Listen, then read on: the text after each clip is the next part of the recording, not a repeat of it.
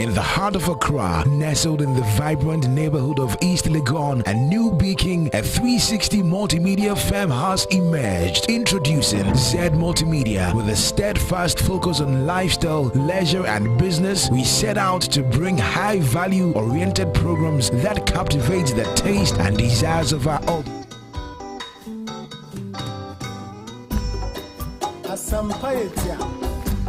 Bayansa fusu obunuye wankana asam tema futu sam kakre wa supreme yo kofi oman ya woman omani ya mama yenyi baby ako watata da ya wareni wonsom wanyinyi pa azade pa wo fioye demo yembera ye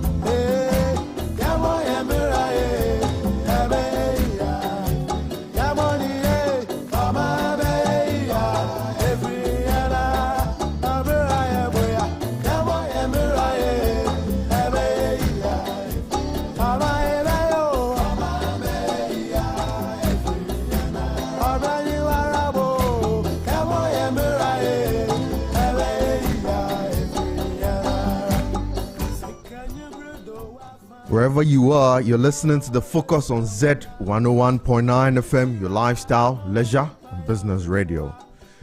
A very good morning to all our cherished listeners and those who are joining us online on our Facebook on ZFMGH. A very good morning.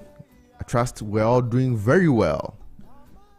Today on the Focus, we're going to have a double-barreled conversation where we're going to look at the WASSCE system, the WASSCE 2025, and what the results reveal about Ghana's educational system. And we'll also have a conversation on agriculture, a continuation of what we did last week, conversation on agriculture, looking at our National Farmers' Day celebrations yesterday. Today, we're going to be looking at what policies the government has in place to ensure that our agricultural sector is boosted to properly serve as the backbone of the country. I have my guests seated for both conversation, and especially for the WASSCE, we are going to be looking at the decline in the WASSCE results. It appeared that for some years there had been a skyrocketing performance of the WASSCE, but this particular year the results were quite different, and it has raised a lot of conversation, even causing the president of the country to cause a probe into the WASSCE results. What exactly went wrong? Is it that was exactly the performance, but it was covered by some political promises or some political reasons, or something just went wrong in our system or in our educational curriculum this year, which caused a sharp decline? But we also must appreciate the fact that whilst we're complaining, some people perform poorly, others also performed very excellently. So again, what went wrong? We're going to be looking at that conversation today, and my guests will join me in studio and online to do justice to this conversation. If you are just joining us today, you can join us on our radio on Z101.9 FM, or you can join us on our social media handles, that's ZFMGH on Facebook, or you can also join us on our YouTube, Z Multimedia, or around the world, you can join us at www.zmultimedia.com. So please stay with us. We'll take a very short breather here, and when we come back, we'll have the news around the world. Then after that, we'll zoom straight into our main conversation. Don't go away.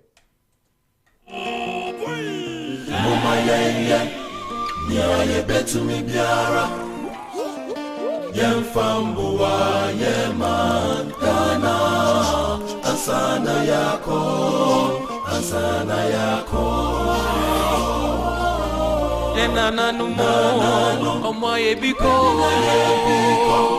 enanume, enajume, nusu, yansu, seyebe yebi, biatuasu.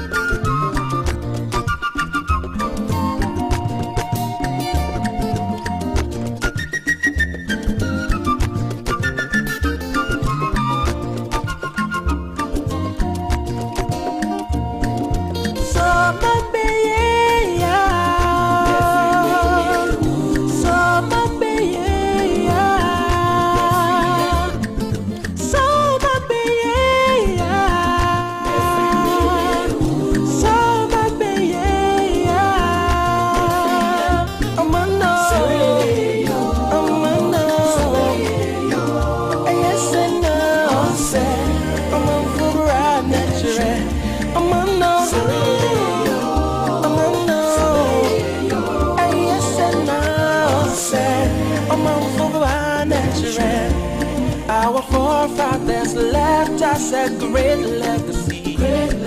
Black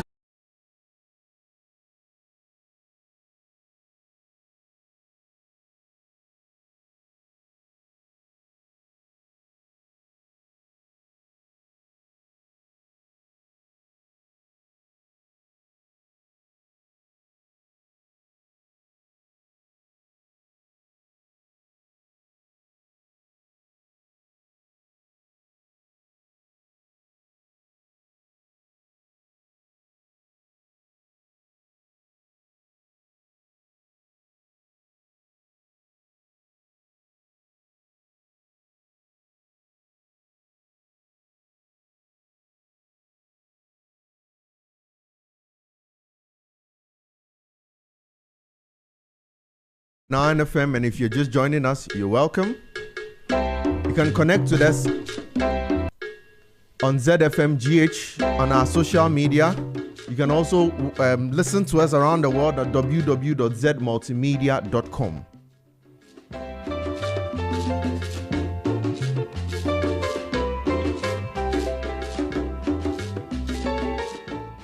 For our news around the world, Elon Musk, his ex hit with $140 million EU fine for breaching content rules. Now, the European Union has fined X a massive amount of $140 million for failing to remove harmful and misleading content under the Digital Services Act. Regulators say X reduced its content moderation teams, ignored several warning notices, and allowed violent extremists and misinformation posts to spread unchecked. The EU insists that the fine is meant to set an example for all tech giants, signaling that platforms must follow European safety standards or face severe penalties. XS is going to appeal this amount.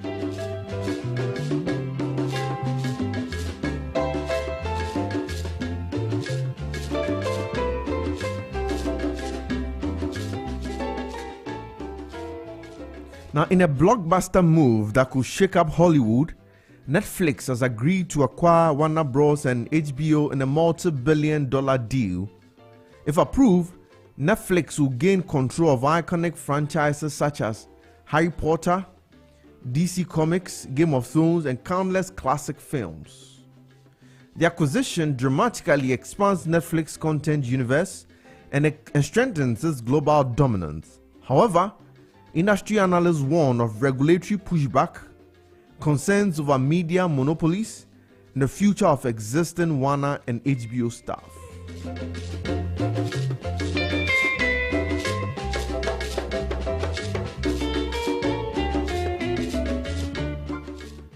In Kenya also, Kenya has signed a groundbreaking health partnership with the United States aimed at improving medical research, pharmaceutical manufacturing, disease tracking, and healthcare technology.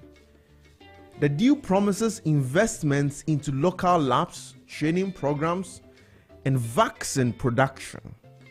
However, civil society groups and digital rights activists fear the government could expose sensitive health data to foreign access. The Kenyan government insists that strict data protection protocols will remain in place and that the deal will strengthen, not compromise, national health security.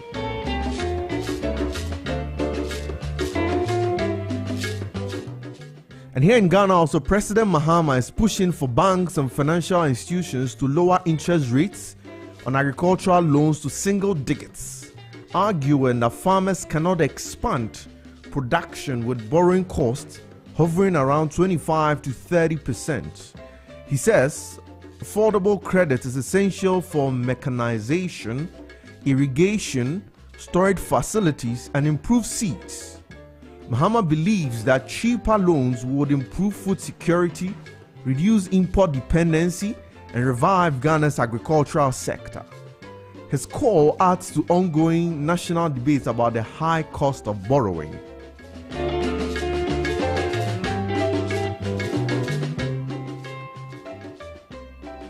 And also on the 2025 WASSCE, WAEC has announced that private candidates who want to rewrite the 2025 WASSCE will sit for their papers in January 2026. This early schedule replaces the usual mid-year arrangement, giving students a faster route to upgrade poor grades or replace cancelled or withheld results.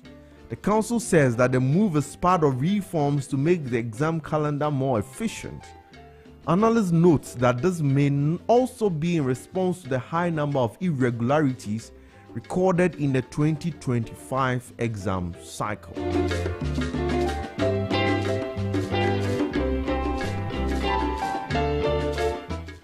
Many thanks for staying with us for the news around the world. We'll take a very short breather here. When we come back, we'll launch straight into the main conversation. Do not go away.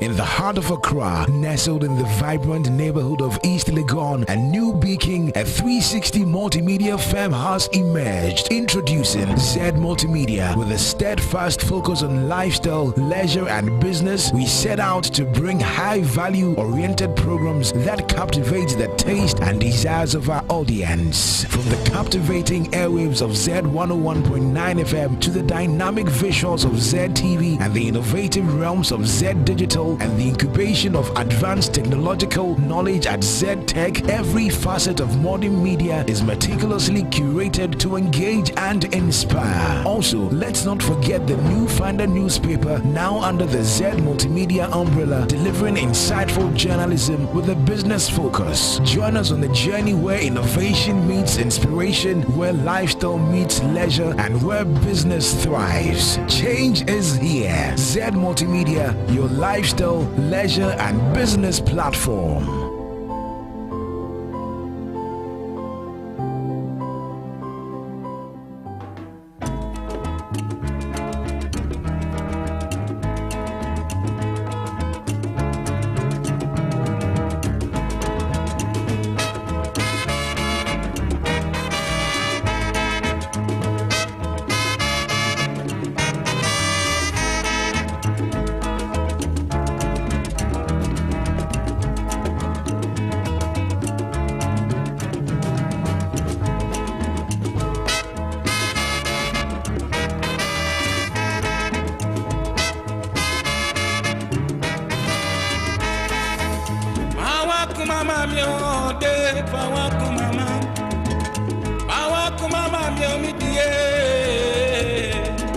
Sadi wakuma mamia, Musuma wapiada mokra. Oya no kwal sande odonyiwa nchonya kra. Midye nyije rekande odonti minsroshi. Owumpa menyubo intera base yamuta. Mama samya wasam na wakuma mamda. Wakuma mamyo. Wakuma mamyo.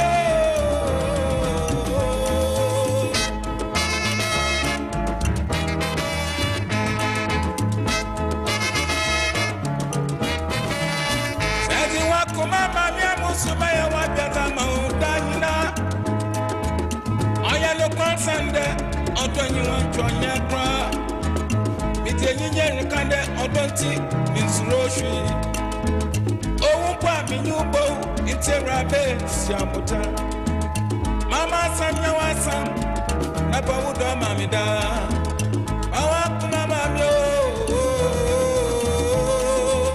Awa kumama mio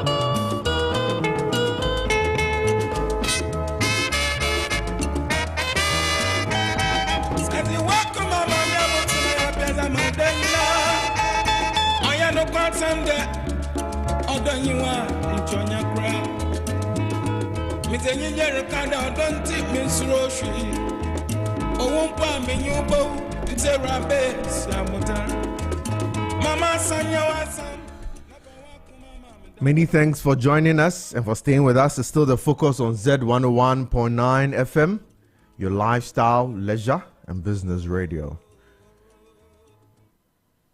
In getting into the main conversation, we're going to have a conversation about the WASSCE results. Some people have said that the students using local parlance, they bombed extraordinarily. What exactly went wrong? The results we had this year, what exactly does it review? Does it review a deep-seated structural problem which had been hidden, or it was just a one-off problem? Now, we're going to have this conversation with Dr. Kofi Ashiboye-Mensah, who is the Country Director, Exam Ethics, Marshals International. Doctor, if you can hear me, you're welcome to the focus this morning. Thank you very much. I can hear you. Good morning to everyone, the listeners, and the whole of your producers. Thank you for this opportunity once again to deliberate on our educational system in Ghana. Right. Thank you very much, Doctor. Okay.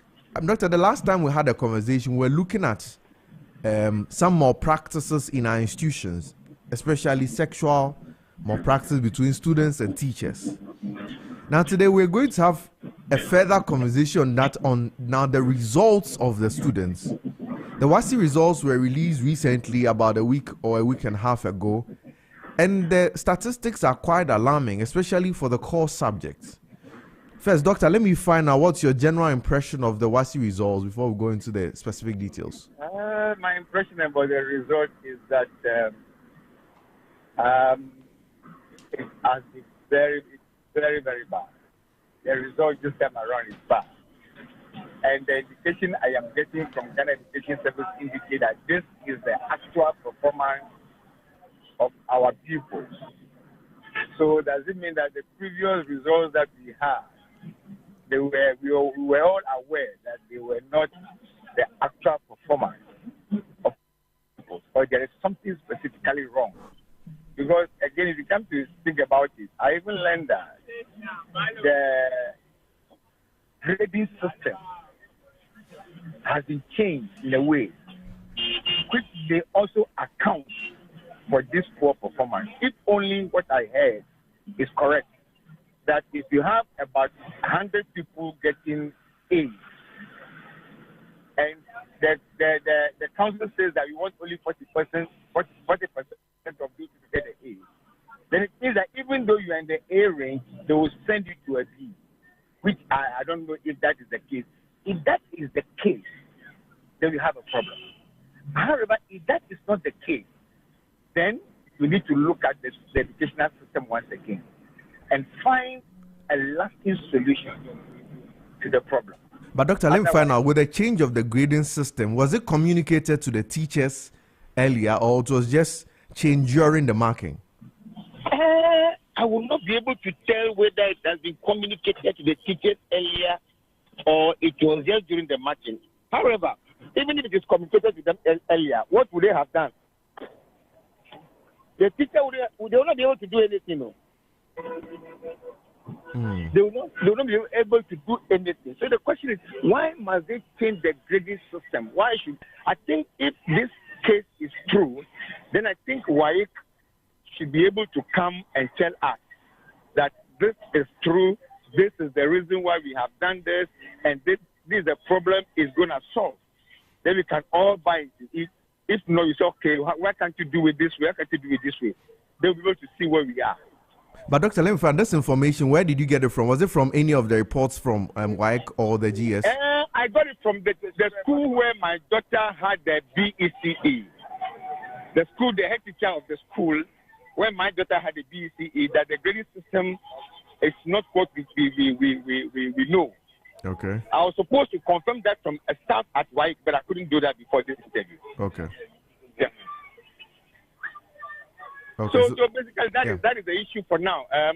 Maybe as we go along, we'll be able to see more and more reasons why the children have failed woefully and what the results have given to us and what we must do as a country. Yeah. Because from some of the reports, which came from, I think, some of the examiners, they indicated that the answers which were provided by many of the students were very unsatisfactory. In fact, there's an interview online where one of the examiners indicated that for some of the scripts he marked, there were some people who submit a blank answer sheet but write the name and say, I'm a beautiful girl, and add her number to it. Doctor, aren't these alarming issues? Because if somebody has the effrontery to sit for a final exam only to submit a blank sheet but write that she's a beautiful girl. I read this story and I was alarmed. I said, is that where we have gotten to? Is this the Ghana Education Service that we were once upon a time so proud of? That we have an educational system that we can all rally behind and bring out the best of candidates who will take charge of this country. I am becoming afraid that things are now turning this way. And for us to be able to solve this problem, I think that we need to hold ourselves together. Otherwise, there's going to be a lot of problems in this country. Yeah. See, let me just say that our educational reforms has a problem. Yeah. I ask myself, why have you changed? Why did we rush to shorten the number of years that we spend in school? What is the rationale? Is it that we want it quick or we want to solve a problem? I remember that those days when somebody finishes Form 4, which we usually call Standard 7. Yeah. It was something that put everybody on his or her toes. And by the time you finish Form 4, you are matured. So whatever you'll be doing in school or as a young worker, you know what you are about. I entered the university at the age of 24. Now today, at the age of 24, somebody is working. I started working officially at the age of 28, 29. I was matured, know what it is to do what is not good, not to do what is good. But now we are rushing everything, and the young ones would want to make it a shortcut because we, as the policy makers, we have sanctioned the fact that we should not spend more years in school. We shouldn't spend more years in school. So this, and it's becoming alarming because every young girl would want to become an adult so quick because we have created that situation. And I do not know how we'll be able to do this, to conscientize every single person in this country. To the extent that a lady will write her name and a contact number for the examiner to call her that, oh, you are a beautiful girl, so therefore I will give you an A for a blank script. How can they think like that? Yeah. So if the script gets into the hand of a female examiner, what is your fate? Let's assume that the male examiner would want to do this, something untoward. However, if it gets into the hand of a female examiner, what do you think will be the case? So these ladies who have done that, I think that they must be called. Once they have a telephone number, it's only unfortunate that they have brought this thing out to the limelight so that when anybody calls the lady now, she may not want to take the phone, pick the call. Yeah. She may even block the line. But if they were not to bring this thing out, okay, let's see who this lady is. Let's pretend that we want to have an affair with her so that we can give her some good marks. Let's call her to come. Has White done that? If you are able to do this, then that will send a signal.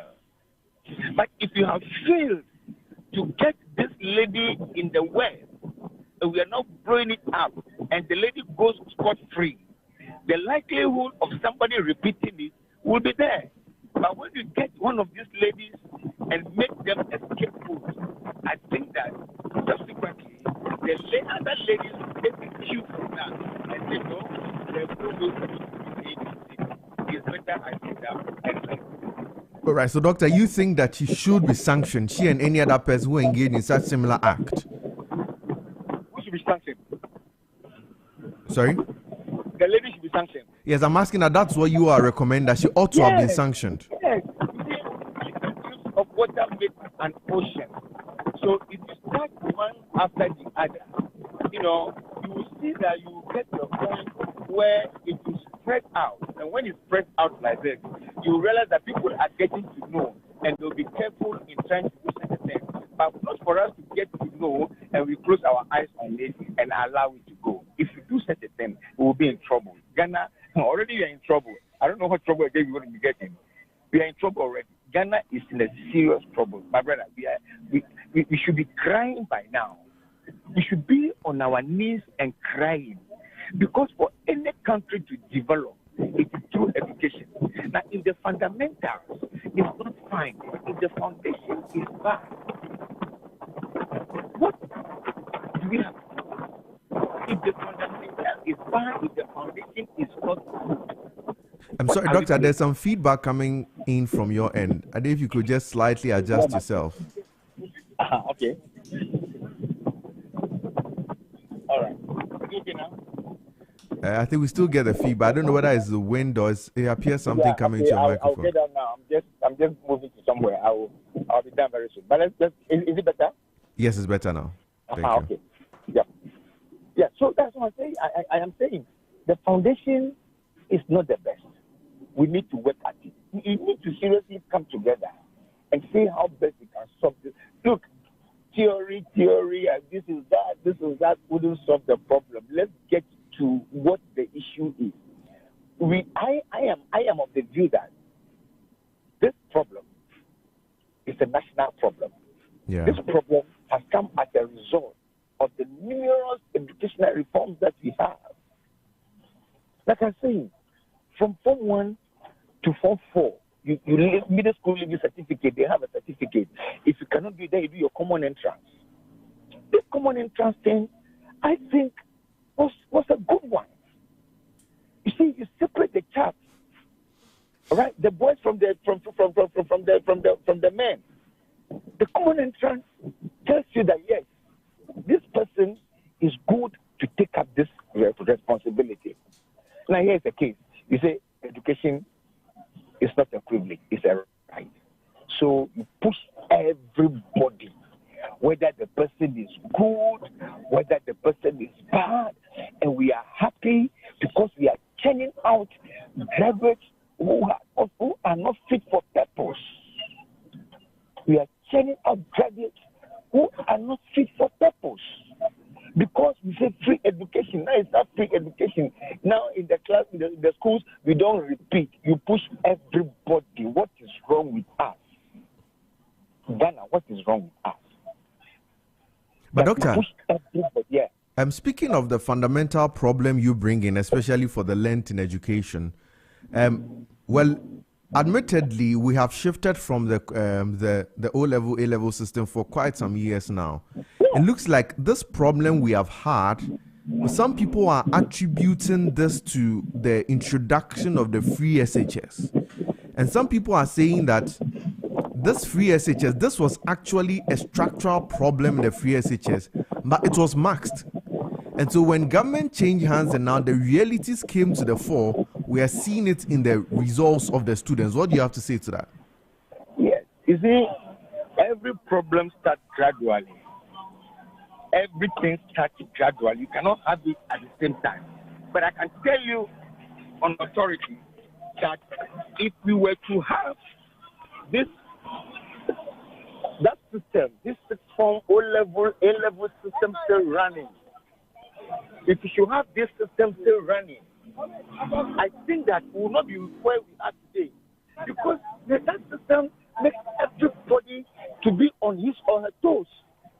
I remember those days, our seniors would say, Legon or suicide, medical or suicide, engineering or suicide. But now, no, they don't have those things. The thing is that I'll go to the university. Whether they are fit for the university or they are not fit, I'll go to university. Now I'll go to secondary school. Whether I am fit or I'm not fit, I will go to secondary school. How? How can you go to secondary school if you don't know anything? There was a lady teacher who was interviewed. In her school, she had a student who scored aggregate 14. And she couldn't write her name. And she got aggregate 14. 14 at the BC or at the WASI level? At the BC. Aggregate 14. Who couldn't write her name? I don't know how I can explain this one. So you see, this free SHS must be looked into first and foremost. I think the solution to the problem must be that the free SHS must not just be free SHS. The free SHS must be hinged on good performance. It must not be a free SHS that anybody, once you have passed through the BEC system, 52, 53, whatever it is, you'll be allowed to go to the secondary school. No. But as you mentioned, Doctor, you mentioned that education is a right. So if the people have a right to education, why should we limit them? No, it's matter. If you can't write, what are you going to do there? So when I was in school, wasn't it a right that people were failing and they were repeating them? Was that not a right? What kind of right are we talking about these days that it is now affecting our educational system? But if a person at BC cannot write his or her name, isn't it more of a problem then of the even the basic school structural system. It shouldn't be a reason to limit the person, because why should you go through from, let's say, class 1 to JSS 3? That's 9 years of education, and you can't write your name. Means that there's a problem down there. Yes, there's a problem down there. You see, those days, when we were young, once mommy, daddy sees that you are not academically good, what they will tell you is that, oh, brother, sister, go and learn how to sew. Go and learn welding. Go and learn hairdressing. Go and learn this. These apprenticeship programs were there. And the child knows. Let me tell you a story. In one of my lessons, which I was doing for teachers, I used to train teachers throughout the whole of the country. And during the course of the training, one of the teachers told the participants that one time in his class, they have this brother and sister in the same class. The brother was good. The lady wasn't good. Very bad. So one day he called the lady and said, why won't you go and learn some trade somewhere so that you'll be able to make it better than the classroom? Because you've seen that in the classroom, your performance is not going well. The lady agreed. She went, told the parents, they called the parents, they came to the teacher advised them, and they all agreed. And the lady quietly left the school, came to Accra to come and learn how to sew. But bear in mind that as a lady learning how to sew doesn't mean that during the course of the sewing, she must not be able to develop her language or develop some social skills. You see, at the apprenticeship level, there are other things that you must learn. Not only learning the content of what you have come for, but there are some other few things that you must learn. And the story continued to say that this lady finished the work, she graduated, and she got married, had children. So one day she came back to the village where she was asked to go home and learn. Then she met the teacher on the street. The teacher couldn't even recognize her. He goes, sir, I am this. I am the one you told that I should go and do this. Oh, is that you? I say, yes. So what is it now? So, sir, I have finished the apprentice. I'm not a madam of my own. I own a shop. I have married, and I've got these 2 kids, one at the back, one is holding their hand to walk. And the teacher was proud. And the lady herself was very proud. But today, whose daughter will you go and be recommending that she must go and learn a trade when education is free, when there's free SHS? Whose daughter?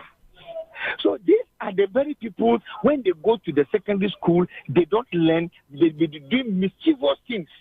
Because they know academically they are not good. Even when they learn the whole of the night, nothing will go in. So let me use my body and do something else. You see what the but doctor, this problem you identify, even though I agree it's just a problem, shouldn't there also be a failure of the institution, the pedagogy? Because then if you have students who are not willing to learn, yes, they are 14, 15 years who do not even know what the future holds for them. Is that not the role of the facilitators, the teachers, the educational institutions, to ensure that these people are put in check? Because for any secondary school, nobody will willingly want to go and set up prep to study. If you don't put in the right structures to ensure, to push them to study, nobody will learn. So if these girls or these boys they say I'm not bright, so I'll not learn. If we leave them to chance like that, we'll still have results where they are doing nothing. But shouldn't the institution then identify these people and push them to their maximum? Because I do not think that there's anybody who is so blockheaded that no matter what, when you study, it won't enter your head. It's just the mode of learning. That we are just using a single method mode of learning that everybody sit down, chew the thing in your head. Don't you think that we have to look at that other angle of the problem? Yeah. So you see the ripple effect. Over the years, who are our teachers? Who are they? You remember those days when you are not academically good? So let me go to teacher training college. You remember those days? Those who are academically good, they will go to the university. But that even was a bigger problem. Yes.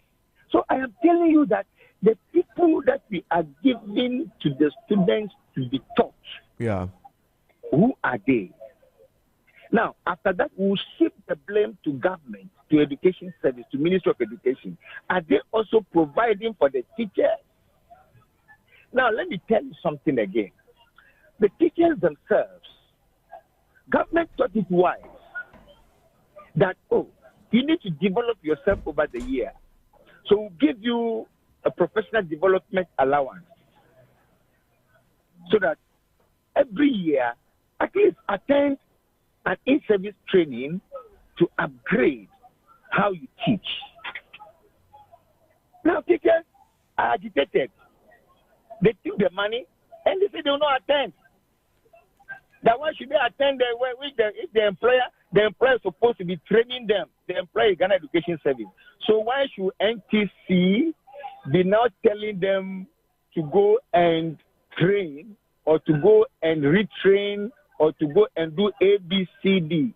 And it is at the back of that you are given 1,200 every year to develop yourself. Now it has been increased to 2,400. But the teachers refused, saying that it has become an extortion. They are extorting money from them. How can this be? You see, the system is confused. And you see teachers associations supporting these teachers not to attend these workshops. I can tell you a practical example myself. I was going to do a workshop in Kumasi. After over 5,000 teachers that are supposed to attend. I mean, not at the same goal, but we put in 3 strengths or 4 strengths batches. In all the 3 days I had there, I got about 168 teachers. Because their leadership told them not to attend, and they did not attend. And those who attended testified to the fact that this was very insightful.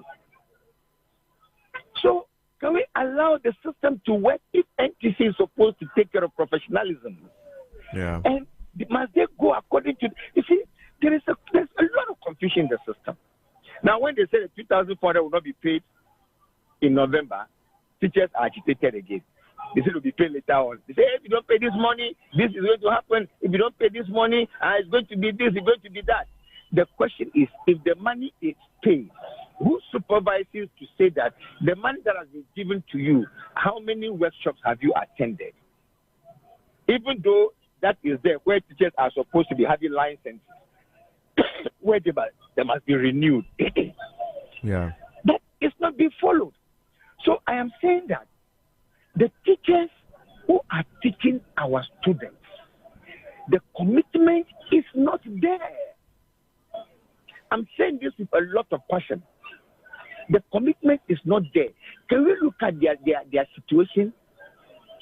Can we look at them and give them? You see, the fact remains that the teachers are the most employees in Ghana, government employees in Ghana. After that is the nurses.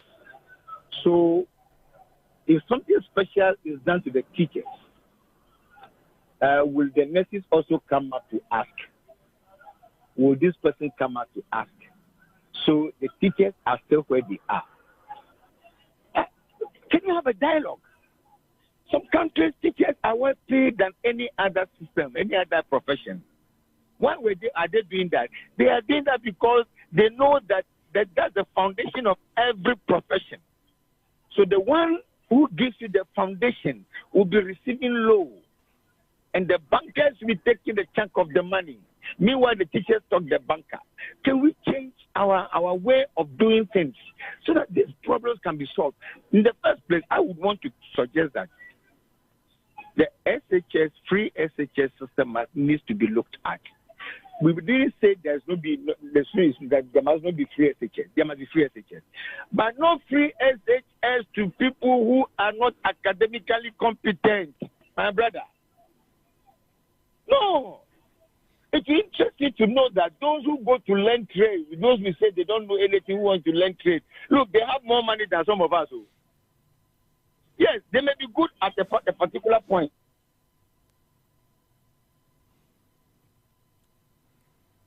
Hello, doctor. Hello? Dr. Ashiboy Mensah. Okay, I think we lost him, but I've been joined also on the line by Professor Enoch Opoku-Antwi, who is a governance expert. Prof, if you can hear me, you're welcome to the Focus.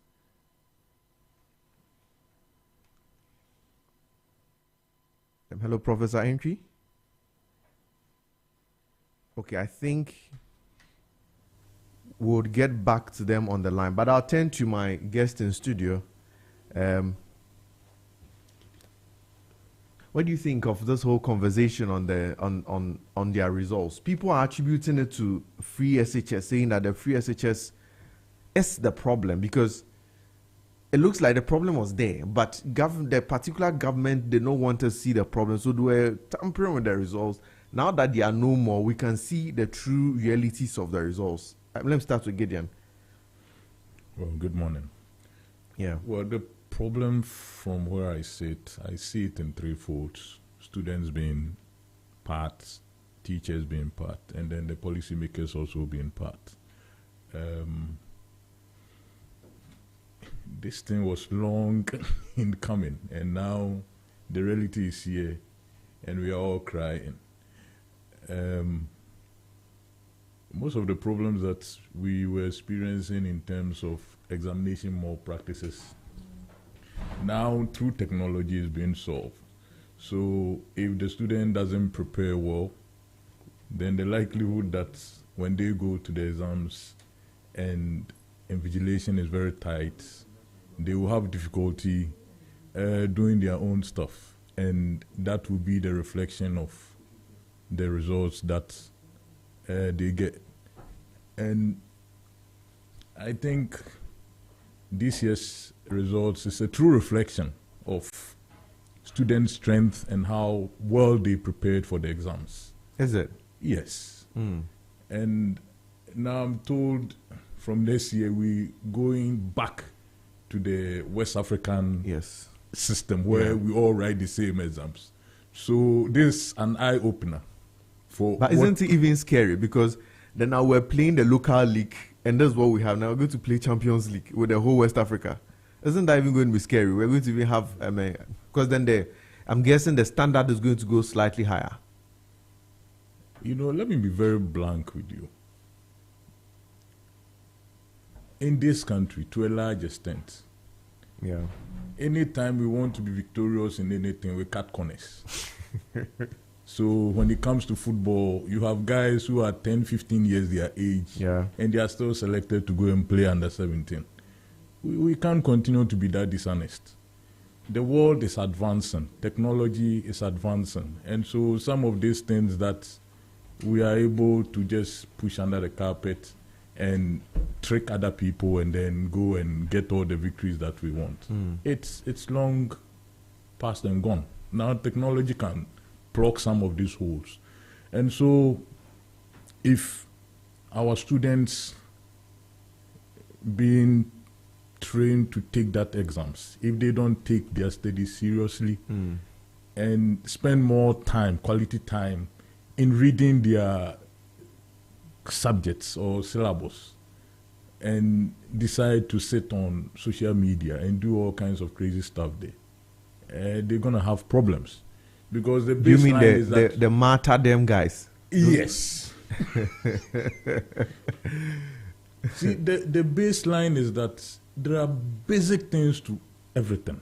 If you want to build, you need a land, and you need to do your foundation based on the structure of the soil. You need to determine what kind of foundation you put on that soil to have a very strong building or whatever. It's the same thing with education. We cannot push everybody to go through the system just because we want people to have so-called education so that we increase our percentage of people who are literate in the country. It doesn't work like that. It doesn't work anywhere in the world. So the reality is here with us now. Let the policymakers sit down and plan something and be very strict with this. You see, when the kids are But if we don't do it that way, don't we disadvantage some people? Because there was a student I met some time ago who bluntly told me that she was in the university, that but for free SHS, her whole village, nobody has been secondary school. So when free SHS came, gave her the opportunity first to enter a secondary school. So she's doing so well in the university. if you had been the old system, probably would have made her go and learn a trade, or then maybe her future of becoming a world-class economist would have been truncated at a very local level. I'm not against free SHS. Yeah. I'm really not against free SHS. But what I'm saying is that when somebody invests resources in you, you must also deliver. Okay. When it is free, right? When it is free, you also have an obligation to deliver. You can't say because it's free SHS. We have this idea that we say,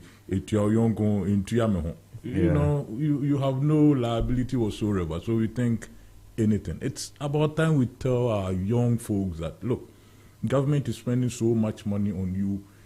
They want you to be this kind of human resource, quality that can match anything across the world. And your role in this whole calculation is to take your study seriously. Anything short of that is unacceptable, right? Yeah. I don't think your parents gives you money to go to school, and then when your results comes and they are poor, they sit there and laugh at you. Nobody does that. And the nation as a whole shouldn't be entertaining that kind of behavior. We should have systems that can even withdraw people if we think that they are misbehaving in school and not taking their studies seriously. So that there is this kind of liability and responsibility from the children, that nothing comes free.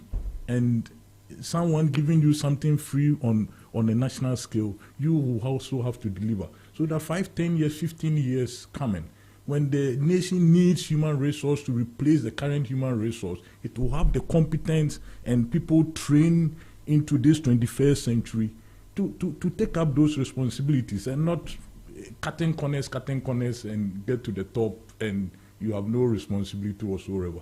So, like we say, power comes with responsibility, and free things must also come with some deliveries, some deliverables. Right? If that doesn't happen, please, let's not encourage it. Right.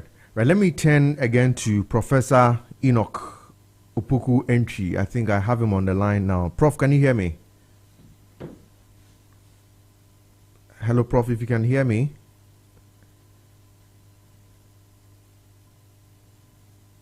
I think we're still having some slight technical challenge. We'll resolve it and come back to Prof and hear his views on it. But I'll turn to Mark. Mark, looking at the problem, now we're told that I think either the GS or WAEC, one of their releases indicated that this year they decided that there was a zero tolerance for cheating or exam malpractice. So then is it safe to say that we're having higher results also because people were cheating? Because if I recall, was it last year or last 2 years, there were some students who were caught who, I think on their script, they had used AI. I don't know how they got their phones or whatever gadgets in. And what made them catch them was that after the answer, you know, AI typically to start with, yes, I can assist you with. They wrote that, and at the conclusion to AI also that I can give further. They wrote everything there. That's what made them realize that these will use AI. So do you think that it has been that in the previous years, students were being made to cheat, but this year when they put their foot on the ground, now we have seen that courses like social studies, because social studies at every point was a free pass. I mean, even a student, the very unserious student who go home and show to his father that at least social studies I got a B. So the problem goes beyond just this year. I just came researching on how the examinations have been for this same batch at BC level, right?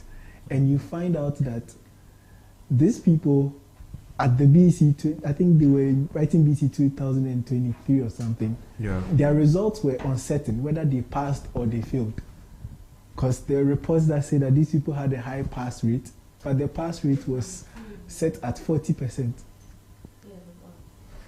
How do we get these same people to pass WASI or this time SHS, right?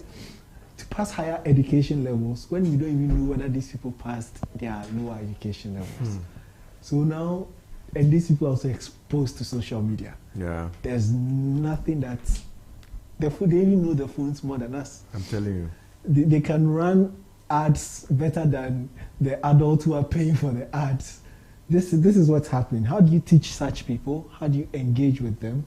And how do you get them to also write examinations that are beyond their mental scope. I think more of these people typically do not sit and write their test by themselves. They'll use a computer to write their test at home. Like you're saying, ChatGPT would always answer for them. And once ChatGPT is answering for such a person at home and he's getting his answers in 2 minutes, there's no way you learn for exams for 15 minutes or 30 minutes or even an hour.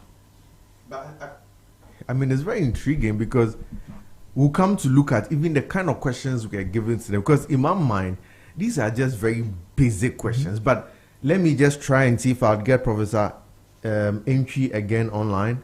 Prof, can you hear me? Hello, Prof?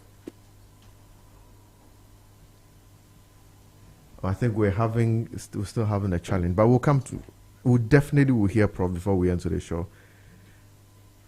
So back to the questions. I mean, people, I think I saw some of the questions on social media where the questions were identified, let's explain. Again, is this beyond their mental capacity, as you're saying? Yes, I said you don't accept, but you cannot hear me. Hello, Prof. Can you hear me? Hello, Prof. I heard you at a point, but can you hear me, Prof? Hello, Prof. Entry.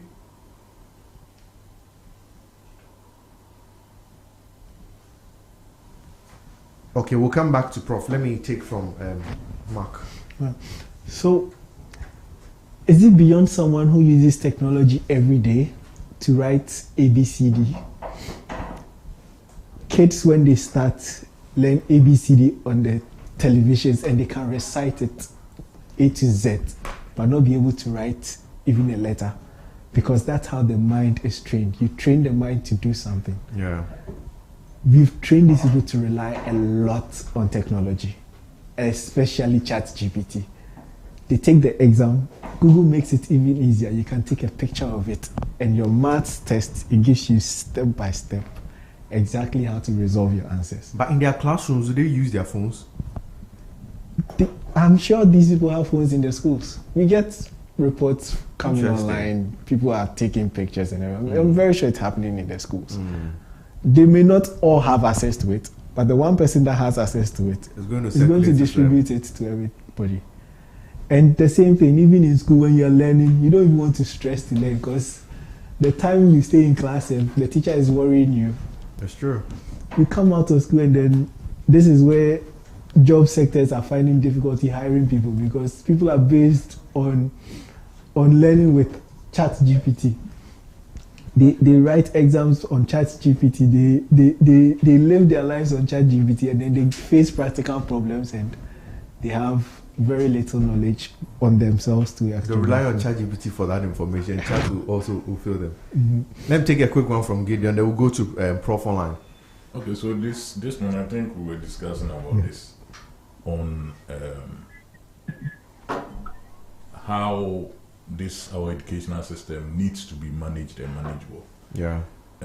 People are currently, most of the youth think that, okay, whatever problem that I have, go on ChatGPT or any of the AI systems on the apps, and you get the problem resolved. But you see, no matter how sophisticated the technology is, it still needs a hard system to run on. So you take a typical example of a car. No matter how sophisticated a car is, with all the onboard system that allows you to do all kinds of things, you still need the chassis. Yeah. The chassis has to be built by someone. It needs to be built by engineers with real markings, measurements, and calculations. So if you think, okay, for me, I'll go on this AI systems and get things resolved quickly, when you are presented with the real facts, you're gonna have issues. So it's about time we start educating our children to appreciate that, yes, all this new technology is good for our learning. It helps us to understand things much better, but we must always understand how those information came about. Yeah. How those information came about. And for mathematics, if we we keep on going down in terms of the percentages that are passing, then it's risky. Because with mass, that's the base you need to do anything you want to do on this set. And if your current generation are having difficulty in solving mass problems, then we are in real trouble. And I'm sure they are mathematics, they are very good at counting money. But when it comes to the theory of the math, that's where the problem is. You know, I mean, I'll turn to Prof. Nki. I think I have Prof on the line now. Hello, Prof. Can you hear me? Yes, I can hear you. Good morning. Good morning. Good to have you finally, Prof. Can you hear me? Yes, I can hear you, Prof. Can you hear me? Okay. Great. Absolutely. So, Prof, we are having a conversation on the WASSCE results. What went wrong for us to record such a sharp decline, especially when for some years now, during the full implementation of the free SHS, it looks like the results were skyrocketing, where people were now hailing the free SHS as a good policy. Now, all of a sudden, we see a sharp decline, and people are raising concerns about these problems being in existence previously, but it was just masked. What's your take on it, Prof? Thank you very much, and greetings to your viewers and listeners all over the world. I call it the legacy blues. And how do we explore the best way forward for our education? So do we have a passion to feel or to blame? And I think that most Ghanaians have taken the other side of passion to blame on this issue. So how do we unlock a physiological mystery of our education that will benefit all Ghanaians? Now, two ways you can look at it. Pre-senior high school, the challenge of pre-senior high school. How do we fix it? And how do we make education beneficial to all of us? The first one is the foundation. Now, if you talk about the foundation, these students who wrote the WASSCE recently were there for 2 years in MPP system. And then they went to Form 3 September last year or so, and May, June, they wrote the exam. So you can tell that they were in the system already before this government came. That is why we need to take politics out of it. It has nothing to do with politics. It has everything to do with preparation and the strong foundation that we set for our education. So we did not prepare the students well before testing their competencies in these fields. Let me give you a typical example. If you look at social studies that people think is easy, it is not easy unless you can have critical thinking skills and can relate to society issues and write very well. You can see that the writing skill is not there. The way they relate to critical thinking is also not there. If you look at the math, the 7 areas that they failed in math, drawing of graphs, they could not do it.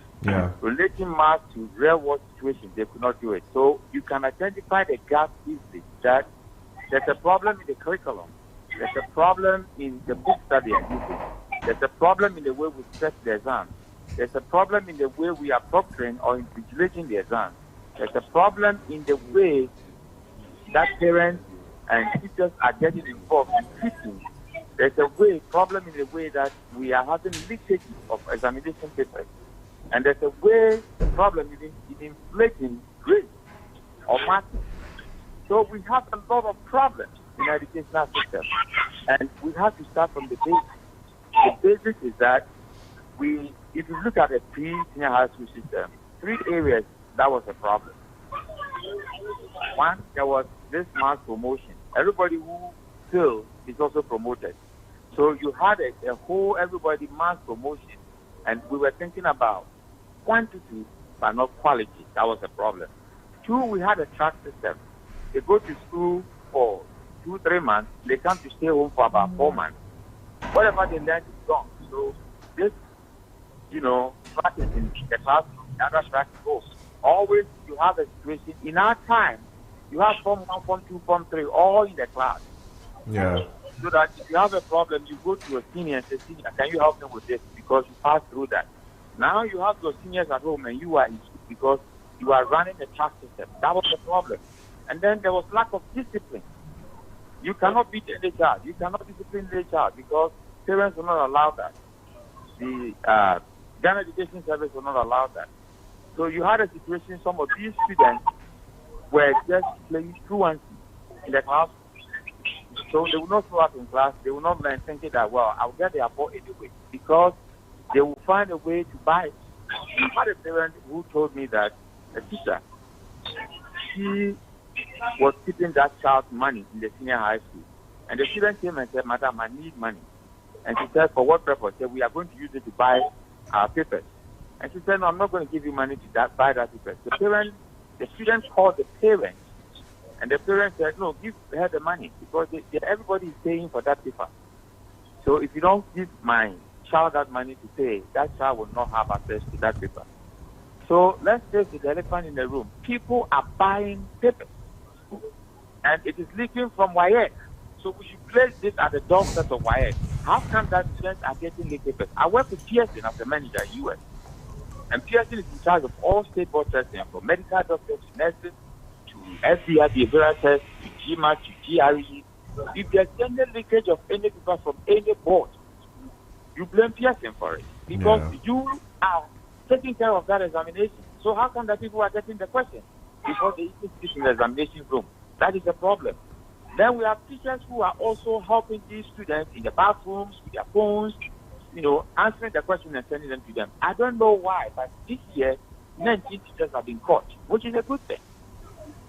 So we have that situation. Then you have parents also conniving with teachers and administrators, making sure that their students pass. So if you're a headmaster and you will not condone with parents so that their student will pass through ways and means, then the head teacher will have a problem with you. So we have a corrupted system. The minds are corrupted towards education. You even have a situation where the previous government had to pass questions, $4 million pass questions for students. Government is not supposed to get involved in pass questions. Yes, teachers can buy pass questions and then use it to guide students. The word that I'm using is guiding them. They are not supposed to use it that this is going to drop as a pop. No. But to guide students that this is the trend, the way they set the questions, and this is the way we expect you to answer them. That is what we expect. Because once you go and sit in to write an examination, we are looking for competence. But do you blame anybody? Look at even the law examination in Ghana. You have different people teaching law, different people setting law exams, and different people marking law exams. That is why we have massive failure in law. So we need to think all these three things. If somebody is being taught for a course, let's say math or social studies, and then you have a curriculum that recommends a book, and the students have been reading the same book for 3 years and go and fail, then we have a problem. So what does that curriculum say? How do we design a curriculum? How do we make sure that the books that we are using fit into that curriculum? Because you have main materials that you are reading and then supporting materials for any curriculum that you design. Once you finish, you have to test the student's ability or the assessment based on the books and the curriculum, not outside it.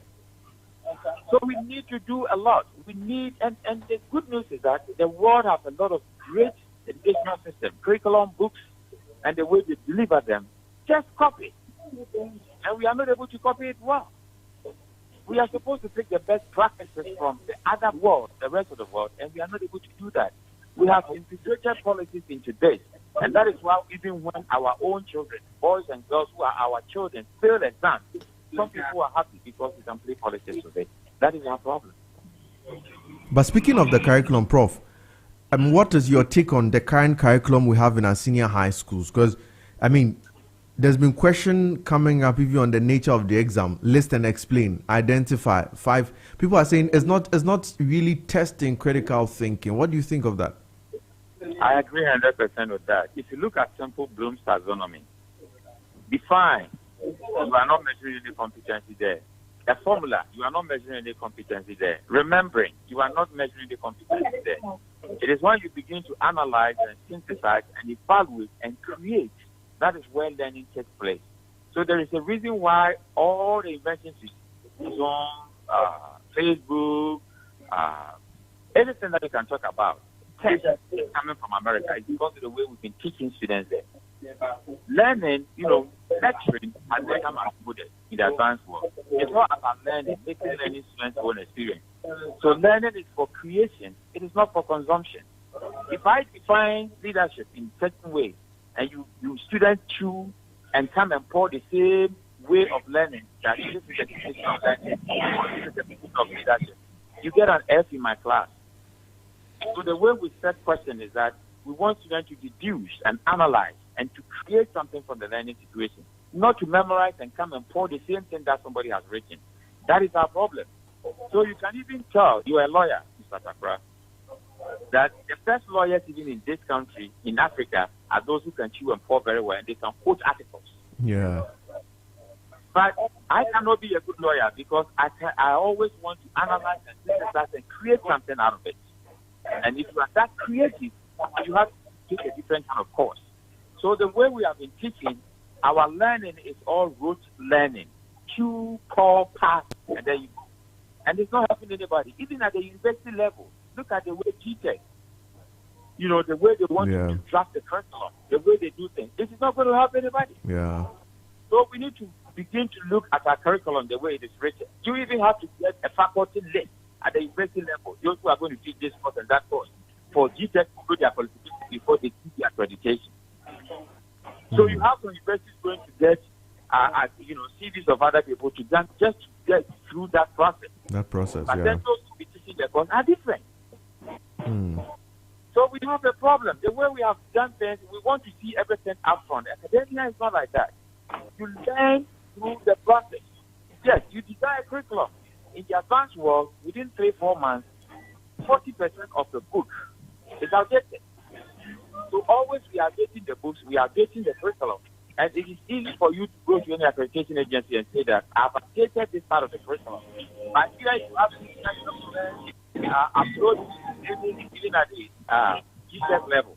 So you can see that the SS level and even the GSS level, they had a curriculum for 5 years without even the book. How do you have a curriculum for 5 years without a book to read, to match that curriculum? Meanwhile, the curriculum has been approved. All the books have been approved. The book is not there. You've been using the curriculum without a book for 5 years. How do you, run such a system and think that there's going to be efficiency? But in all, I think that it is going to be worse before it gets worse. The way I think that if you see massive failures like this, it's a wake-up call for all of us to know that things are not well. So we have to sit up. By sitting up, we need all collaborators. We need parents, we need educators, we need administrators, we need a government, we need a community, we need the students themselves to all be on board so that we fix our messy educational system. All right. Thank you very much, Prof. Entry. Thank you very much for your insight into our WASSCE system. Indeed, there's a real need for us to overhaul our educational system. And many thanks to Dr. Ashiboye Mensah, who also joined us earlier to help us have a conversation on this. We are grateful for your time this morning, sir. We'll take a very short breather here, and when we come back, we're going to switch to having a conversation on the agriculture and our national progress.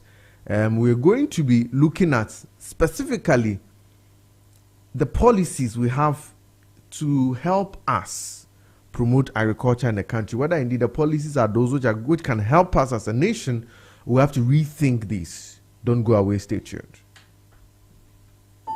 In the heart of Accra, nestled in the vibrant neighborhood of East Legon and New Beijing, a 360 multimedia firm has emerged. Introducing Z. In the heart of Accra, nestled in the vibrant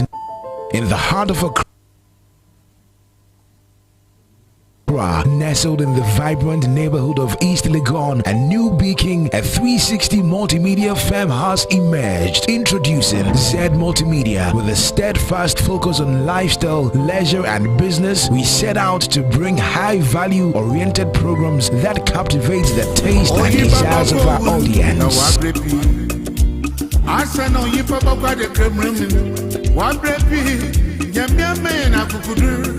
Busa ye beshe biara Jadi du kuimo ansana yako Yamia me akukudu Busa ye beshe biara Jadi du kuimo ansana yako Oyi baba ko un na wabrepi Asa no yi baba kwa de kremrem Wabrepi, Yamia Mayan Akukudu, Musa Yebeshe Biara, Jenny the Quimo, and Sana Yapo, Yamia Mayakukudu, Musa Yebeshe Biara, Jenny the Quimo, and Sana Yapo. Oh, my Inayo, oh, my Andana saw Rate, Ubanyo, Rate, Ubanyo, oh, my Inayo.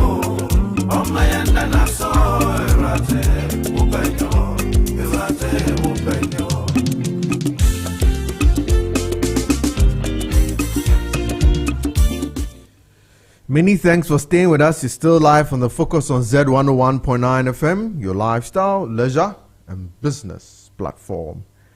Now, in switching to the conversation on agriculture and national progress, I have with me in studio Gideon Abuaje, who's an agro-processor and agri-business expert, and Makabuaje Amu, who is with Go Grocery Online, and he's their team lead. Sirs, you're welcome to today's conversation.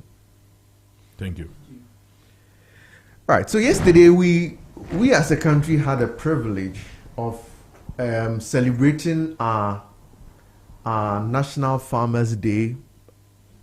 Awards were given to some deserving farmers. A lot of people have been raised questions about the awards, but maybe we'll look at that when we have a conversation sidebar. But in the president's speech, he makes mention of the fact that yes, agriculture is our backbone. Last week we started the conversation. We saw a number of problems in the value chains and even in the entire agricultural sector. Now, government places as a flagship of its agricultural phase the Nkukon Kitinkiti project. In fact, recently I saw somebody, there was a whole conversation in the Ashanti region on the viability of it and all that. But the president has reassured us that this project is going to boost, should I say, poultry farming, because one of the biggest industries will spend a lot of money to import products. Gideon, let me start with you. What do you think of this Nkukon Kitinkiti project? Do you think it's going to transform the poultry industry? Yes. I'm told the Nkukon Kitinkiti is the catchphrase, but there is a more in-depth activities that is being coordinated between the Ghana Poultry Farmers Association. So I believe a lot will be done. Aside the initial pro-poor policy that I identified as being a good direction in terms of if Nkukon Kitinkiti poultry beds, the initial rollout, 720,000, that went to about 6,000 farmers or 12,000 farmers or so. That's good, pro-poor, fine. But then if we are looking at the bigger picture where we are really solving our meat needs or chicken, poultry products needs in the country, we may have to go much beyond the initial Nkukon Kitinkiti rollout. And currently we have a lot of infrastructure in terms of poultry pens that can be utilized. And there are big guys within the space that, like I said last week, if they are properly supported, they should be able to kickstart some of these things. You know, the poultry sector, the layer sector is doing fairly well. It's doing fairly well. But the broiler sector, which is the mainstay of the whole industry, it's where we are having issues, and that is why we have a lot of importation. So if per the government policy, this current government policy, they are able to work with industry players and able to solve even 20-30% of our poultry needs in the next 4 years. I believe that gradually, like I said, if we set ourselves a very good timeline, realistic one, with a proper policy in place, we should be able to solve this our poultry needs. It's solvable, and we have very good hands locally to help do that. So basically, that is my initial comments on this Nkoko Nketenkete. But maybe later we'll go detail into the whole process and see what government can do and what the private sector can also do. For me, as I've said initially, I am not in support of government doing everything in every sector. I don't believe in that. And I don't believe in the government doing all the Nkoko Nketenkete. You should leave it to the sector players, but there should be proper coordination on that policy. But if we digress a little bit, you know, running up to the Farmers' Day celebration, I think the rice producers, they had promised to boycott because they thought that government was sabotaging their efforts and that government imports cheap rice, they package it, some of them even sports rice, they package it. And they thought that, in fact, they were the politicians who were behind it doing these imports and sabotaging their efforts. Now, linking this back, don't you think that this policy of government, though they are saying we're going to support local farmers, is going to circle back to the same problem? They'll gather the import for a few people, bring in cheaper products which are of less quality, but people will run for it. Then the local producers rather will run out of markets. So the rice farmers' agitation on boycotting the farmers' celebration. It's sometimes catch-22 situation. You solve one, you have another problem. Yeah. You know, when the rice is harvested, Yeah. the rice has to maintain a certain moisture content for it to be milled efficiently. Else what is going to happen is that you're going to have more broken grains, Yeah. which really doesn't give a good value if you Yeah. want to sell. And so they have a very small window, right? They have a very small window. Or then you have to implement a more advanced system in reintroducing moisture in your processing when you start processing. But either than that, what you do is during harvesting, more grains are harvested. It goes straight into milling so that it is milled immediately and then stored, right? So at that time, they did the uptake. Like the millers will have to come in and take as much as they can. And that involves a lot of resources in terms of money, which is not readily available. And because our commodity sector, grain sector, is not well structured in a way that it allows financial houses to come in and support some of these things and guarantee, repayment and other things. It becomes really difficult because those who have the money can take up to a certain level, and that's it. So these are the things that I keep saying. Credits, access to credit, and when the credit is made available, is very essential in this whole agricultural business. Get the resources, know the timelines, get the millers, come into a certain form of agreement, and when the time is due, this is done very quickly. Maybe 2-3 months, all the grains within the sector is mopped up and milled and stored.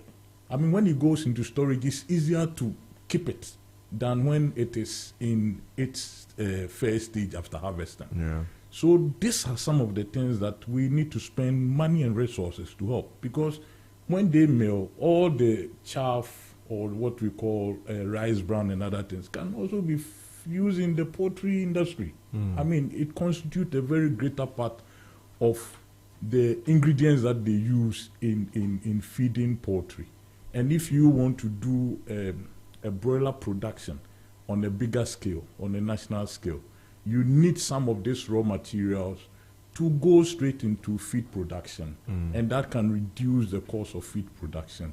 And that will also make those raw materials available, because if there isn't market for that to reduce their cost of production, automatically it goes waste. right? And that is also a loss. But if those rice bran and all the derivatives that they get after milling the rice can go into the poultry sector, it reduces the miller's cost and it increases the revenue within the value chain, and that is good. And so, like I'm saying, the whole system has to be breached very well because one feeds into the other. Absolutely. Do you get it? If it is maize, you consume what you can consume. The rest goes into feed production, and the feed will be produced, goes to the poultry houses, chickens get fed, they mature, and the whole cycle starts again. So this is what I'm talking about. Right. Mark, let me turn to you. I mean, I see you writing out, I mean, the solution for our problems. First, let me find out from you your take on, I mean, the government policies. So, for the first time in a very long time in the speech, right, you realize that government identified our problem as a national crisis. It was a I think he even went on to call it a national security issue, right? And that became something that I was happy about because just last week we were here pointing out how this is a big national security issue and it needs to be attended to. A lot of things were said, providing access to credit, all that, but we had to see the actions taken for us to know whether it's just hearsay, we are just giving promises, or we are here to make it work. Policies would typically drive these kind of conversations, right? Even the credit, who gets the credit? Where is the money going to go? Is it going to go to the farmer? Is it going to go to research and development? Is it going to go to improving even the grains that we crop here? Is it going specifically to a field in agriculture, or everyone that is into agriculture, from machinery to technology? All this needs to be covered under our understanding of what our agric sector is supposed to look like. Same thing last week, we were here and then we typically made it known that agric is beyond just the farming that happens on the farm or what the farmer does on the soil. Right now, people are using drones, there's advanced technologies, and we are still not tapping into that. We've had a nice speech. I really enjoyed the speech yesterday. Then we go into what is the waste records after. This year alone, our waste is still hitting around 50-something% of what is grown. We need to get beyond waste culture, where we grow food for food to spoil. That's the same thing we are talking about, the rice farmers, the maize farmers. You see plantations of palm, and they're all going waste. The palm is still on the tree, but the palm is rotten. We have a lot of coconuts that go waste. A lot of agric is waste for us, and we don't use it. We leave it as waste and don't even find how to manage that waste. And the second thing is we don't even maintain the farms that we have, the ones that are actually growing for us to eat. We are not maintaining that too. So we have this nice speech, this things that are going to take us to the next level. But how is it going to affect us now? What is our impact now? We need to find that impact. We need to move from where we are to a certain level. Let's give ourselves targets. And that's how I think we can start with impact. Let's give ourselves targets. Let's say this year we have a certain percentage of waste going. Let's try and reduce it. And not give that big, long governance. But target, I don't think we as a people, we have a problem with targets at all. Because every time we see agenda this, when we get there, we extend it, we abandon it. I went beyond targets to impact. Where the target actually makes sense, right? Where the target actually touches lives. we say we are reducing waste from 50% to, let's say, 30, 45%. We know that we achieve that target, but the change or that impact in that achievement is also reflected in our economy or reflected in our lives, where nobody is out there begging for food. There are people on the roadside begging for food, but there are farms producing food that is also going to waste. It doesn't add up. The impact needs to be seen. Whatever we are giving ourselves as agenda 44, whatever, should actually reflect in the people's lives also. Like I said, if we let the people have cake, plastic, let them eat cake, that mindset it happened around a French Revolution time, where people were actually fighting the government, and then the people in power go like, give them food. Food has a lot that it does for us. It gives us safety, it gives us comfort. You can say all the bullshit you want to say. Sorry for saying this on radio.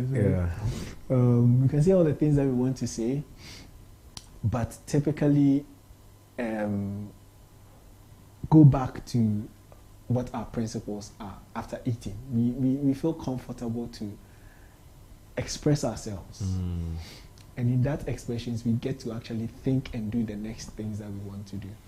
Nobody built a car by looking at a bicycle. It's something I say to people. You have to think beyond the bicycle. You have to go beyond that, find that impact. And now, speaking of impact and speaking of going beyond it, now let's sharply, I think last week we broached that idea, let's sharply move into technology. Because if we are going to look at making an impact, feeding a population of in excess of 30 million, we have to start thinking of how we can introduce technology. And I'll start with you, Mark. How can we introduce technology into agriculture? Should it still be at the private sector level? Should government come in? Should there be, as you're bringing targets, should there be a policy and target to forcefully introduce technology into agriculture? Because I'm not sure. Today we can still rely on the fact that we are weeding. I have a small garden behind my house which will feed me and feed my family. But if we're thinking of making a national impact, how do we introduce technology? Because you're lucky to have a farm behind your house. Right? Not everybody has that structure to even put in a garden pot to grow tomatoes for themselves. We really need to get that technology bit of our agriculture settled. There are a lot of entrepreneurs in the agri-technology sector, but there's a lot of forces that we fight in that sector also. We have a people with a culture that agric is tilling the soil. We have a people with a culture that eating doesn't necessarily, you don't even need to know where the thing is coming from, right? So the safety behind what we eat is distant from what we grow. And that awareness, all that can happen, but if the technology is not there to find out that, okay, this that is even coming to us is safe, is traceable, we have the practices, we are growing those practices into actionable things that we can sustain in years to come, then there's no way our technology would even last. Because we will bring up a software that is linking farmers directly to the households, and people would order food coming from a farm, but the food that is coming from the farm is GMO, pesticide filled, and all that. There are no controls in there.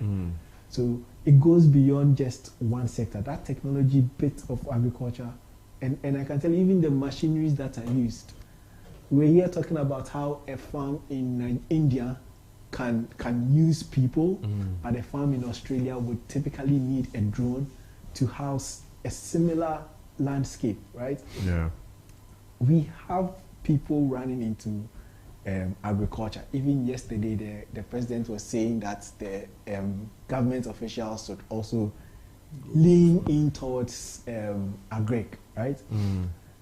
Yes, we are exposing it, but the person who has the money is still going to hire people to go and till a land of 50 acres, and the person who doesn't have the money would also go and do the same thing. But there's somebody who's also setting up an industry or technologies around machineries in agriculture, and that person is left unattended. There's nothing to help such a person. We need to have that handshake. Everything needs to just work out. And it will come from policy level all the way down to how it's handled. Gideon, let me turn to you. I mean, on the conversation of technology in agriculture. Yeah, so we've been doing the rudimentary agriculture for so many years. We are fortunate to live in the technological age. How are we tapping these brilliant ideas into agriculture to make it easier for us to produce what we eat and what we can and sell what we cannot? It's every nation must know its problem in its sector and find solutions to it. We keep talking about food wastage. 30%, 40% of all produce goes waste. How are we solving that problem? We can solve some of these problems through technology. And the technology is not far-fetched. But if we don't do things right, it's difficult to deploy technology, right? We have more subsistency in this country, but how structured is the subsistence for us to be able to deploy some technology to also assist? This morning I was watching a program on one of the international channels about this technology thing, and they design systems that can probe the soil and tell you the nutrients in it, that can probe the land and tell you grasslands, areas that you should allow the cattle to graze and all that. Yeah. But you see, these technologies are very expensive, and it cannot be deployed on a subsistency, like a subsistence system. If, let's say, the Farmers Association in, let's say, North Dakota decides to deploy a certain technology, because all these farms are within a certain geographical space, it's very easy to deploy one system to cater for that whole geographical area. Yeah. Unfortunately for us, we don't seem to have that same year. That's why I keep saying that let's map up our agricultural lands and ensure that places we want to go into large-scale agricultural farming, it's properly demarcated, so that if there's a technology that needs to be deployed, it can be deployed seamlessly and easy. It's expensive, and sometimes one person can't buy the whole technology. But if the agricultural zoning is properly done, and you know that, okay, this technology that we are deploying is for cattle grazers. So within that farm plain space, we are deploying this to help with how they manage the pastures and what have you. Then it is done, and then costs can be spread across. But if you are going to deploy the same technology maybe in eastern region and then northern region, and then you can't. And one person can't buy the technology because it's expensive. You get what I'm saying? So that is how we should look at technology. Food wastage. We're getting a lot of our food going bad. What technology can we deploy, and how should we structure the system that allows whatever technology that we purchase, because it's not free, we purchase, we'll be able to spread the cost in a way that each and every individual or farmer within the space that is deploying or is enjoying that technology will be able to contribute something over a certain number of years to cover for the cost of the technology. Till we do that, we will not be able to do anything. So we say cold storage. And I keep saying this. You see, Ghana, we are located on the equator. Yeah. So we are not that hot. We are not that cold. And that is a very ideal space. It's a huge advantage. With a huge advantage, but also for microbes. All right? Our small guys that we don't see with our eyes and that kind of thing. When you create that conducive environment for them, they grow and they populate very rapidly, right? So you can put your foot down within the next few hours and it's going bad in this part of the world. Whereas maybe someone in northern Scotland or something can put the food out for 3-4 days and it's still the same because the temperature is so low that microbes cannot operate. Do you get it? So our situation is very particular and we will have to find solutions that solves this problem. Other than that, whatever that we do, we won't be able to solve it because if you put grains here, it's easy for the grains to get withered or infested than someone keeping grains in North Dakota. Yeah. Do you get it? Yeah. And it's the same with all our products. So if we don't target smart agriculture, seeds that are well engineered to ensure that we limit and prolong, even when the grains goes into storage, we prolong. Else, what you are going to do is that you're going to poison almost everything because in your quest to fight microbes, to fight weevil infestation and all the other things that goes against us, all you do is just pump in chemicals and chemicals and chemicals. And we all know the net effect on the human system. So our researchers really need to work on some of these things. Because if we don't, no matter the technology that we deploy, we'll come back to square one. Right, we'll come back to square one indeed. But now let me find out from you. I knew both of you are in the agribusiness. Right. Now somebody wants, after all has been said and done about agriculture, somebody wants to enter into the agribusiness. And I'll start with you, Gideon. One, what should a person know? Before I come and ask you, what challenge should a person foresee? Then from that, ask you what solutions the person, you proffer to that person. So first, what should a person know? Need identification. Identify the need and solve it. Find the need. Don't just go into it and do the same thing others are doing, that they are struggling. Find a niche, find a need, and blend the two and come out with something. We've known that the primary agriculture really is not a problem.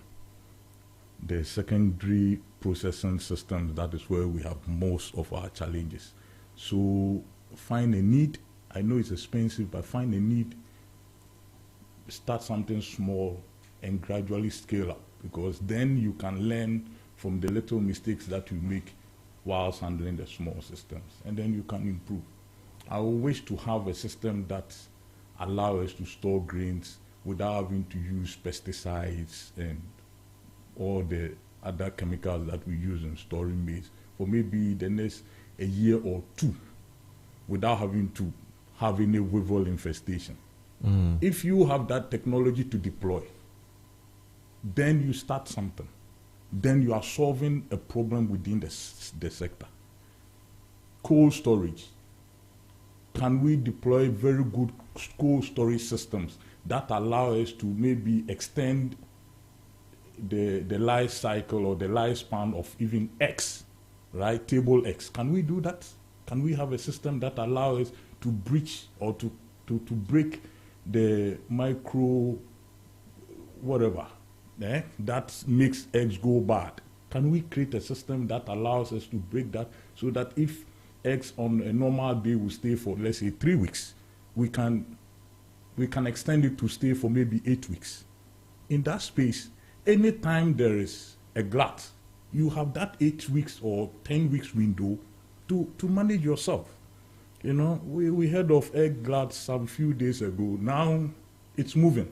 And so, because there wasn't any plan, a lot of people have lost money. But if we had this backup system that allow us to maybe store our eggs for a bit longer, those eggs can still be released into the system. They're of the same quality, and you can cut your losses. Do you understand? So identify a need and create a niche and then solve it. And that should be what the advice I will offer to anybody who wants to go into the agricultural sector. We have a lot of problems, we have a lot of challenges. Find a problem, do the necessary research, and come with a solution and solve that problem to bridge the value chain. That will make the value chain more competitive, that will make the value chain employ more people, that will make the value chain attractive to get people to invest in the sector. And that can keep the whole sector going. So that is the focus, or that's the advice I offer to anyone who wants to go into agriculture. Don't go blind. Go in knowing exactly what you want to do. You find a need and solve that need. Let me turn to Mark. I mean, you also do, I'm sure work deals with on the online also aspect of agribusiness. What somebody might have listened to us, and the person is right from university, the person wants to enter into that space to help solve a problem. What advice will you give to that person? So innovation in agriculture is needed now. A lot of innovation is needed. Like Gideon said, find a need.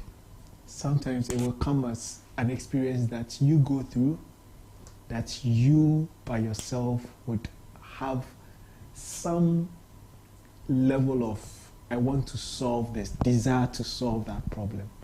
So once you have that desire, take the next step of learning. And not just the ChatGPT learning that we do, but go beyond and above and beyond, right? And learn. Find, even if it has to be a practice of solving that need for you to fail and still put yourself back in like identify that problem, let it go beyond, I need to solve the money problems in my house. Else would keep going back to the farm to grow crops, because then we are all interested in selling, and then would always have that waste happening. But find that thing that you can innovate in agriculture and attend to it. Give it your heart. Agric needs passion. We've treated it as if it's an everyday chore, and we need to go to the point where this passion is driving our economy. And that passion goes into seeing how people are healthy, how people react to our own economies when it comes to agriculture, because we are totally sustained by only agriculture, mostly agriculture in this country. So identify a problem. By identify the problem, what problem do you foresee the person having? One, there's lack of resource. There's lack of learning. Research is very little in this country. And the knowledge base is also stored somewhere that we barely get access to. So those are the problems you face. But they are not things you cannot go beyond. You may have to do the research yourself. But coming from the government side, what limitations do you guys face with government? Challenges, registering companies, taxes. What challenges do you typically face? Anybody can take. Governments want to make money. Yeah. And for me, I will encourage governments to make money. But when they make money, they also have a responsibility to their citizenry to ensure policies and systems do not choke everyone. And then we are all out of their space. And government can do that when it ensures that the people who break their backs, who put their resources into agriculture, have value for money and have value for their toil. Policies must be inward looking first. It has to solve the Ghanaian problem first before we look at any other thing. Any policy that encourages foreigners or people of other nationalities to take undue advantage of our agricultural sector is wrong, and it should not be encouraged. I understand we have limitations. Those can be solved. But even those limitations, we can learn and solve them in a way. In the 50s and in the 60s, when our first president understood that we didn't have certain human resources like veterinarians. He sent people to the Eastern European bloc, Russia and all those countries over there, to train people to become veterinarians. And at the point, we have so many veterinarians in this country. Now most of them are on retirement, and we are now training new veterinarians. So those are the things that I keep talking about. The policies must be directed at solving, if it's a human resource issue that we should have the policies that is solving it. If it is how the state engages with its local, we shouldn't even call ourselves local business, how it deals with its own nationals who are into business in the space of agriculture. It has to deal with them fairly in the way that it encourages them to invest more in the sector so that the sector becomes resolute and able to stand all the shocks, right? If you have a country where we run short of eggs almost every time, and then we are in the same country, we have egg gluts. And you know, this is not the first time it's happening. It's been happening year on year. So what research had gone into, and what systems have we put in place to ensure that anytime we have a glut, that problem, we find a way around it. We need to have this kind of things, and government policies must be deliberate in solving some of these things and helping the Ghanaian agriculturists, agro-processor, agribusiness people to feel that they are part of a solution and not part of a problem. And for also not the government to see that the only way we can solve our local problems is to engage foreign interests into our sectors. All that it does is that it takes our resources away. We are not serious to want to train people to solve these problems in the future. And those are the things the government will always have to look at, because no nation is doing things in a way that it favors foreign interest. Every nation is doing something to favor its sustainability and its survival. And that is the primary thing. And that is what all government's policy must be engineered towards, solving our local problems. And then if someone has any problem outside our shores, we can use our local solutions to go and solve that problem and make some money and bring it back into the country. So that's some good advice to government from Gideon. Mark, let me take your final words on this, and also what advice are you going to give to government in agriculture, especially when we're looking at how we can build our nation? Final words would be, we definitely need better understanding of ourselves, our individuality as people, our individuality as a country, right? What do we have? We are situated in the most vegetative part of the world. We have plants growing on people's walls, but we don't use all that to our own advantage. We tend to waste because we always have. So let's go beyond that waste culture. Let's enter into the periods where we are not being wasteful anymore, where we are being more maintenance, in tune with our maintenance of our own agriculture. Let's see beyond let it go bad or let it go waste. We do that to everything, from the tomato to the cassava. Let's go beyond that bit of it. We will need storages for that. We will need better distributions for that.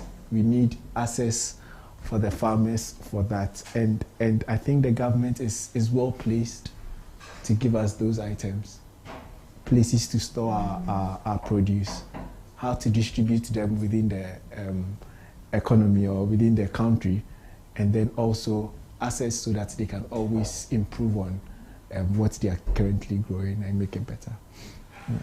Absolutely. Many thanks to my esteemed guests, Gideon and Mark. Thank you very much for joining us today to have a conversation on agriculture and what we should do, what we should not do in terms of our nation building progress. I'm thankful for the insight you shared with us.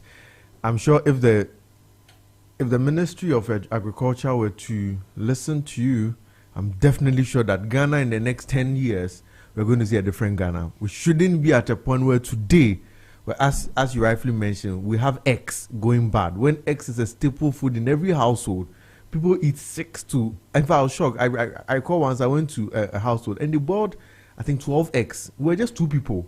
So I asked that, are people come to? He said, oh no, everybody's eating 6. I said, what? you're eating that?